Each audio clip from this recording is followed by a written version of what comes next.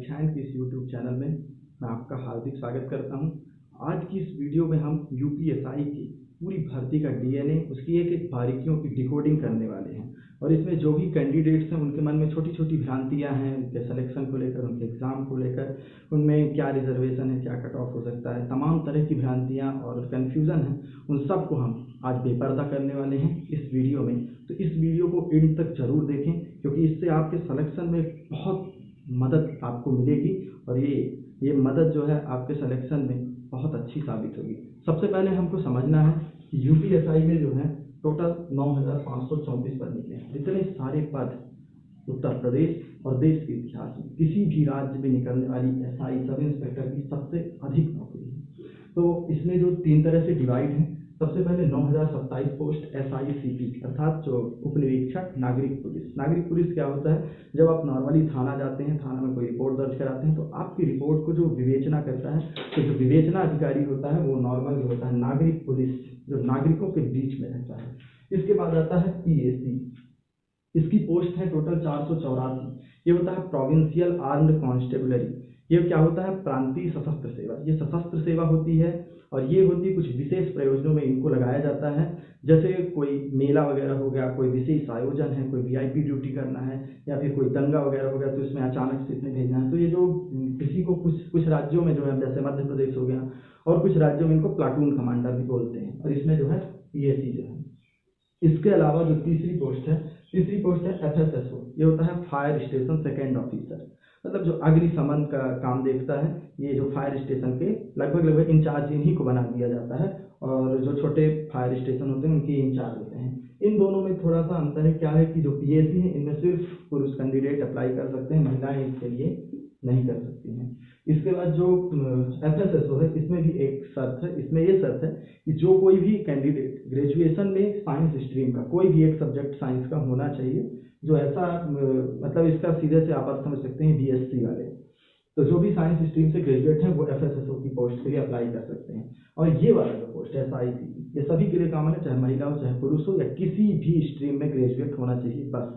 हाँ, ग्रेजुएट का रिजल्ट उसके हाथ में होना चाहिए, क्योंकि अगर वो अटेम्प्ट में है अभी 3rd ईयर, उसको भरने की अनुमति इसमें नहीं दी गई है।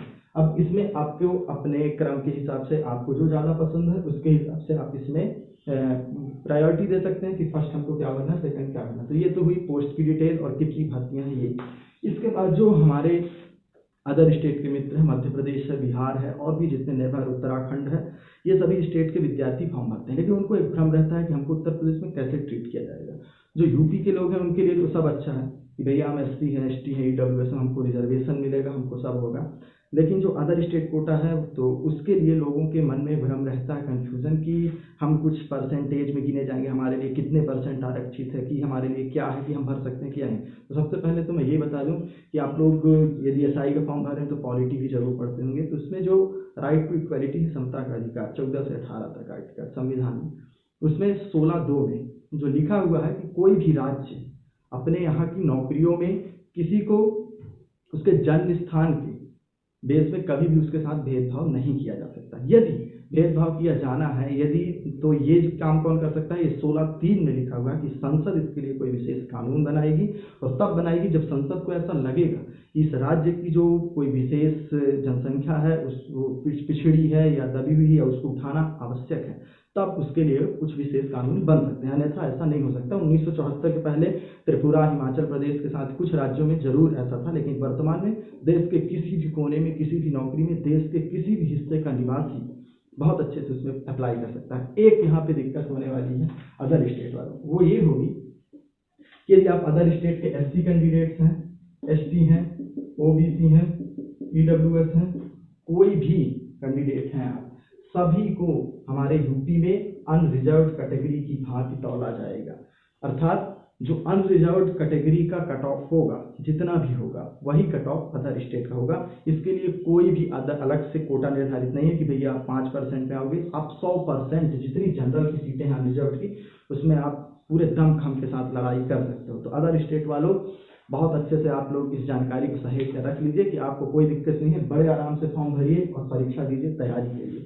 इसके बाद अगला चीज एक आता है, लास्ट ईयर का जो एग्जाम हुआ उसमें नॉर्मलाइजेशन को लेकर बड़ा बवंडर खड़ा हुआ। उसमें क्या हुआ, कुछ लोगों के 15-15 नंबर घट गए, कुछ लोगों के 10 नंबर घट गए। तो उसी बवंडर के चक्कर में इतनी भ्रांतियां निकल के आई हमारे बीच में कि कुछ लोग बोलने लगे कि नहीं यार 160 क्वेश्चन है, तो अगर हम 110 एकदम सही लगा के आते हैं और तो हम ज़्यादा गिने जाएंगे। अगर पूरे 160 लगा के आता है कोई और फिर 110 सही उसका होता है, 50 गलत हो जाता है, उसका नॉर्मलाइजेशन में कम हो जाएगा। लेकिन मैं एक चीज़ बता देना चाहता हूँ आपको, ऐसी कोई बात नहीं है। जब आप नोटिफिकेशन पढ़ेंगे, नोटिफिकेशन में स्पष्ट लिखा है कि जो भी नॉर्मलाइजेशन की प्रोसेस अपनाई जाएगी, वो प्रोसेस का नाम है इक्विवेलेंट परसेंटाइल मेथड। तो इसको समझने के पहले हमको परसेंटाइल समझना होगा। जब परसेंटाइल समझ लेंगे तो इक्विवेलेंट परसेंटाइल भी समझ लेंगे और नॉर्मलाइजेशन की प्रोसेस को बहुत अच्छी तरीके से जान लेंगे। तो इसके लिए सबसे पहले मैं आपको बताना चाहूँगा कि परसेंटाइल क्या होता है। परसेंटाइल ये होता है कि यदि किसी शिफ्ट में शिफ्ट 1 है, शिफ्ट 2 है, शिफ्ट 3 है, 3 शिफ्ट में 3 लोग परीक्षा देने जाते हैं। एक लड़का पाता है 90 नंबर, एक लड़का पाता है 80 नंबर, एक लड़का पाता है 93 नंबर। ठीक है, ये तीनों लोग अलग अलग नंबर पाए, लेकिन इसका जो स्थान है, अगर 100 लोग परीक्षा दे रहे हैं तो उसमें अगर ये 5% कैंडिडेट में बिलोंग कर रहा है, ये लड़का जो 90 नंबर पाया है, तो इसका अगर ये 5% में बिलोंग कर रहा है तो इसका जो परसेंटाइल निकलेगा वो होगा 100 - 5% = 95%। इतनी इसकी परसेंटाइल निकलेगी।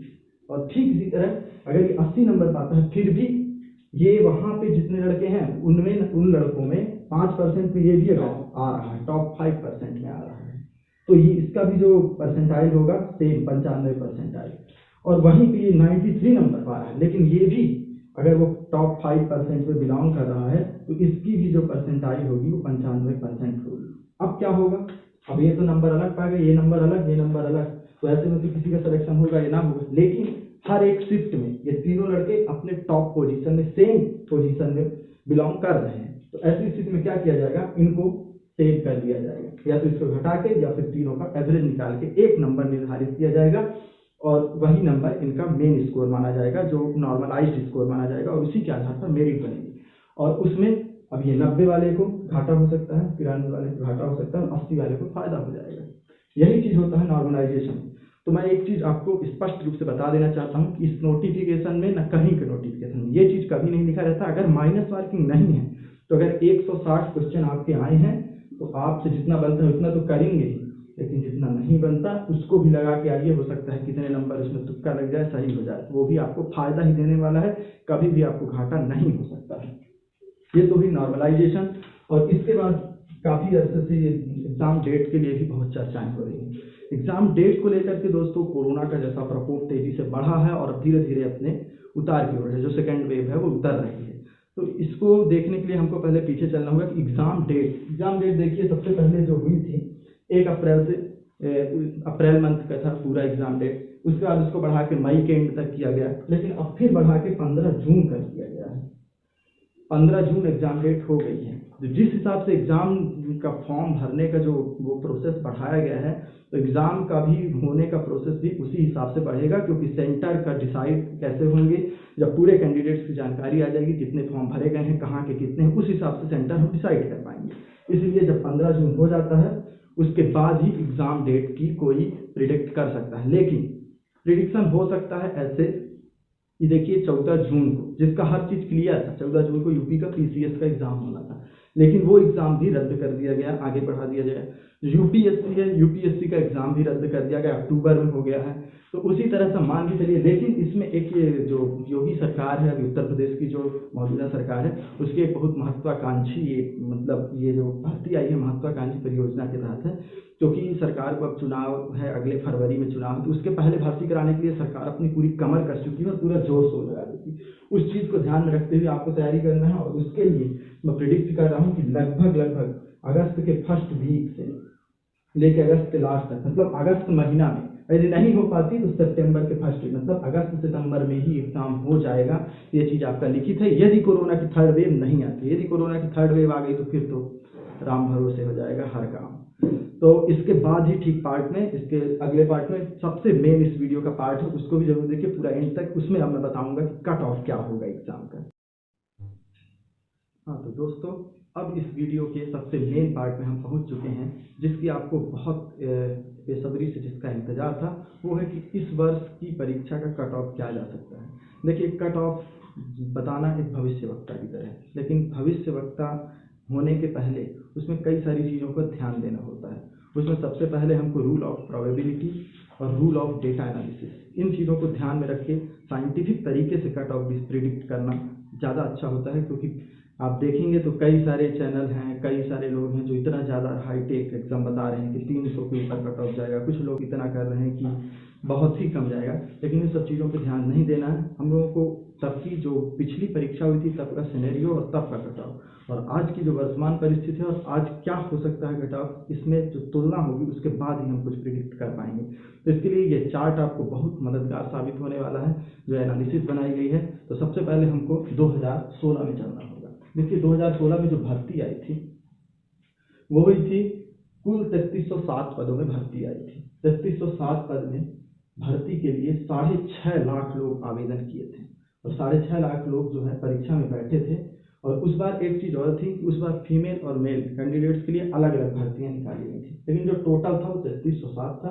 तो 6.5 लाख लोगों ने परीक्षा दिया। इसके बाद जो सिलेक्शन होता है, सिलेक्शन हो रहा है 2486 लोगों का, और 3307 में 2486 का सिलेक्शन हो रहा है, मतलब लगभग 800 से अधिक वैकेंसी जो है खाली छूट जा रही है। इसके पीछे का जो कारण था वो कारण ये था कि जो पहले थी कि हर एक सब्जेक्ट में पासिंग नंबर जो था, पासिंग नंबर लाना 50% अनिवार्य था। अगर आप 300 नंबर भी पा गए हैं, लेकिन अगर एक सब्जेक्ट में 50% से कम मार्क्स आपके आते हैं तो आपको फेल कर दिया गया था और भर्ती बोर्ड ने उन्हें निकाल दिया था।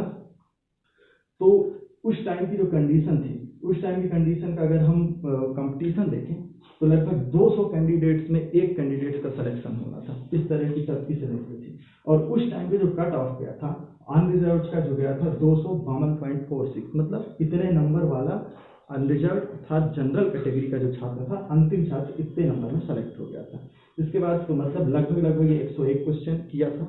इसके बाद आता है ओबीसी, जिसका कट ऑफ था 230.40, लगभग 93 क्वेश्चन इन्होंने सही किया था।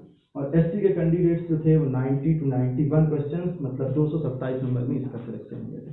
इसके बाद एक है एसटी में थोड़ा सा अधिक जाता है, क्योंकि क्या है कि उत्तर प्रदेश की जो जनसंख्या है एसटी की वो बहुत कम है, इसीलिए इनको आरक्षण का लाभ बहुत कम मिलता है। और इसीलिए जो रहते हैं इनके अधिकांशतः जो कैंडिडेट होते हैं इनके, वो जनरल से अपना ले लेते हैं, अपनी पोस्टिंग ले लेते हैं जनरल के थ्रू। तो अब इसमें जो था ये सिनेरियो था 2016 का। अब इसके बाद आज की डेट में जो परिस्थितियां हैं उसमें अगर नजर डालें 2021 में भारतीयों का जो आंकड़ा है 3307 से 9534 हो चुका है, मतलब लगभग 3 गुना इसमें बढ़ोतरी हुई है। लेकिन जो है जो कैंडिडेट्स हैं अप्लाई करने वाले, वो लगभग आज की डेट में अगर देखें तो 12 लाख कैंडिडेट्स से ऊपर इसका आंकड़ा पहुंच चुका है। लेकिन जो अभी परिस्थितियां हैं वो बदल रही हैं कि ओवर एज वालों को कुछ प्राथमिकताएं दी जा रही हैं। कोर्ट का जैसा डिसीजन आया है तो मैक्सिमम से मैक्सिमम जो होगा 1 लाख और बढ़ेगा और लगभग 13 लाख से ऊपर इसका आंकड़ा नहीं पहुंचने वाला है। 13 लाख यदि भरते हैं और भर्तियां हैं 9534, तो क्या होगा इस बार जो वो है आपका जो कंपटीशन है वो 137 लोगों में से एक का सिलेक्शन तय है। तो अगर हम प्रायिकता निकालें प्रोबेबिलिटी, तो प्रोबेबिलिटी उस टाइम जो थी 200 में एक का सिलेक्शन, और आज जो है प्रोबेबिलिटी 137 में एक का सिलेक्शन, मतलब आपका जो सिलेक्शन की प्रोबेबिलिटी है वो लगभग 45% से बढ़ गई है। 45% आपका सिलेक्शन होना ज़्यादा निश्चित है। तो इस बार का लेकिन अगर ऐसा है तो फिर इस हिसाब से तो आपका बहुत कम कट ऑफ जाना चाहिए, पिछले साल से भी कम, लेकिन ऐसा नहीं होने वाला, क्योंकि ये जो चीज़ है ये कट ऑफ को बढ़ाने में मददगार साबित होगी। क्या होगा कि इस बार पासिंग जो है 35% ईच सब्जेक्ट में लाना हो गया है, और जो ओवरऑल है अभी भी 50% में स्टेबल है, लेकिन जो पासिंग हर एक सब्जेक्ट में 35%, तो ये बहुत आराम से निकाली जा सकती है। और इस बार ये कैंडिडेट्स के लिए कोई ज़्यादा खतरनाक नहीं होने वाला है। इसलिए देखिए, और इसके अलावा 2-4 चीज़ें और हैं जो इस बार के कट ऑफ में प्रभावित करेंगी। उसमें सबसे बड़ी बात यह है कि इस बार की जो वैकेंसी है इसमें अदर स्टेट के लोगों का बहुत इंटरेस्ट है। एमपी हो गया, बिहार है, और जो भी नेबर जो स्टेट्स हैं यहाँ के कैंडिडेट्स एकदम बढ़ चढ़ कर हिस्सा ले रहे हैं। इसलिए क्या है ये कट ऑफ बढ़ाएगा। साथ ही साथ बेरोजगारी का स्तर तो आप जानते हैं कितनी तेज़ी से बढ़ रहा है। और इसके अलावा जो डिजिटल शिक्षा का इतनी तेज़ी से विकास हुआ है, लोगों में जागरूकता आई है, तो उसके कारण क्या है कि हर एक व्यक्ति सिलेबस को अच्छी तरह से समझता है और उस रणनीति के तहत इस समय पढ़ाई करता है। तो कट ऑफ तो किसी हाल में कम जाने वाला नहीं है, इस चीज़ को आप निकाल लीजिए अपने मन से। यदि आप सोच रहे हो कि कट ऑफ पिछले बार से कम जाएगा, तो इस बार का जो कट ऑफ हो सकता है वो हम इस चीज़ को मान सकते हैं कि अनरिजर्व जो जनरल कैटेगरी के छात्र हैं उनका कट ऑफ जाएगा 260। अगर आता है 260 से ऊपर जाएगा, 260 से ऊपर नहीं जाने वाला है, 260 से 65 के बीच में ही रहेगा। लेकिन 260 नंबर लाने के लिए मैंने यहाँ पे 110 क्वेश्चन लिखा है। वैसे 260 अगर लाना है तो 104 क्वेश्चन हो जाएगा। लेकिन आपने पिछला जो अभी आपको मैं बताया कि नॉर्मलाइजेशन की जो प्रोसेस है उसमें क्या होता है, लगभग 10 से 15 नंबर घट भी सकते हैं और 5-10 नंबर बढ़ भी सकते हैं। लेकिन एक एवरेज के तौर पे अगर देखा जाए तो लगभग 15 नंबर का हेर फेर हो सकता है। तो अगर वो 15 नंबर का हेर फेर भी होता है तो यदि आप 110 क्वेश्चन करके आते हैं तो आपका सिलेक्शन कोई भी नहीं रोक सकता है। इसी तरह से ओबीसी के कैंडिडेट्स जो हैं वो 250 नंबर में उनका भी सिलेक्शन तय है अगर वो 105 क्वेश्चन करके आते हैं, 100 नहीं, क्योंकि 105 हमको करके चलना है, क्योंकि हमको हर तरीके से सेफ रहना है। इसके बाद आता है ईडब्ल्यूएस में एक चीज़ और है। अगर आप सोच रहे होंगे कि ओबीसी से कम क्यों है ईडब्ल्यूएस का इसलिए कम है, कोविड के कारण जो है हजारों विद्यार्थियों का ईडब्ल्यूएस का सर्टिफिकेट बन नहीं पा रहा, तहसील कार्यालय बंद हैं, खुले भी हैं तो सही से काम नहीं हो पा रहा है। इस कारण से और काफ़ी लोग हैं जिनका ईडब्ल्यूएस सर्टिफिकेट नहीं बन पाया। इस बार ईडब्ल्यूएस के कैंडिडेट्स को बहुत अच्छा फायदा मिलने वाला है और उनका सिलेक्शन जो है 100+ क्वेश्चन अगर करके आते हैं तो उनका सिलेक्शन भी तय है। साथ ही एससी के कैंडिडेट भी लगभग 100+ क्वेश्चन में तय है उनका भी सिलेक्शन, और एसटी के कैंडिडेट 102 क्वेश्चन लगभग सेम है इनका सिलेक्शन तय है। लेकिन जो अनरिजर्व कैटेगरी का है 110 क्वेश्चन अगर कोई भी हो, आप किसी भी कैटेगरी में हो, 110 क्वेश्चन करके आते हैं अगर आप, तो आपका सिलेक्शन होने से कोई नहीं रोक सकता। आपके कंधे पे 2 स्टार लगना तय है। इसके बाद एक चीज़ और आती है, कट ऑफ का तो ये पूरा विवरण है और यही कट ऑफ जाने वाला है। जब भी रिजल्ट आएगा तो आप इसका स्क्रीनशॉट लेके रख लीजिए, ये इससे मिला लीजिएगा। 2 से 4 नंबर इधर, 2 से 4 नंबर उधर हो सकता है, लेकिन कोई बड़ा अंतर इसमें नहीं होने वाला है, इतनी गारंटी है। फिर इसके बाद आपको लग रहा होगा कि पिछले साल जो हुआ था हर एक सब्जेक्ट में लोग बाग स्कोर कर जाते हैं, लेकिन जो जीएस का सब्जेक्ट होता है, जीएस के सब्जेक्ट में स्कोर करना थोड़ा सा परेशानी भरा रहता है। तो इसीलिए मैंने इसी चैनल में, परीक्षाएं के चैनल में, एक और वीडियो जीएस की रणनीति के नाम से अपलोड किया है, उसको आप जरूर देखें और जीएस में कैसे 30+ स्कोर कर लें बहुत आसानी से। और ऐसी खतरनाक रणनीति है कि आप बहुत आसानी से 30 नंबर से ज़्यादा स्कोर कर पाएंगे। तो उस वीडियो को आप जरूर देखिएगा। साथ ही उसी में ये जो टेस्ट लगाते हैं हम लोग, ये टेस्ट लगाना कैसे एक कैंडिडेट के लिए घातक साबित हो सकता है और कैसे एक कैंडिडेट के लिए बहुत अच्छा मददगार साबित हो सकता है, इसकी भी एनालिसिस उस वीडियो में है। उस वीडियो को जरूर देखिएगा और अपनी तैयारी में लगे रहिए, सिलेक्शन पाइए। धन्यवाद। और इसी चैनल में दोस्तों एक विशेष सूचना है कि यदि आप पॉलिटी को बहुत अच्छे तरीके से ऐसे पढ़ना चाहते हैं कि आप पढ़ें और याद हो जाए, पूरे जीवन से जोड़ के इसी चैनल में आपको पॉलिटी पढ़ाई जाएगी। मूल विधि, संविधान, लगभग 40 से 50 दिनों का वो पूरा बैच है, पूरी तरह से निःशुल्क है और बैक टू बैक उसमें 1 से 2 क्लासेस डेली ली जाएंगी और ये क्लासेस इसी में डल जाएंगी, रिकॉर्डेड क्लास रहेंगी और बहुत ही उपयोगी सिद्ध होने वाली हैं दोस्तों, क्योंकि विभिन्न तरह की किताबें हैं, इतनी किताबें हैं और उनमें से जो मूल तत्व को निकाल के हम लोग लाएंगे और उसको हम लोग इसमें बताएंगे। तो उन वीडियो को देखना बिल्कुल नहीं भूलिएगा और उन वीडियो को देखने के लिए इस चैनल को सब्सक्राइब कर लीजिएगा और पास में लगी बेल आइकन को जरूर दबा दीजिएगा, क्योंकि जो अगली वीडियो आने वाली है वो आपकी पूरी दिशा और दशा बदल देंगे।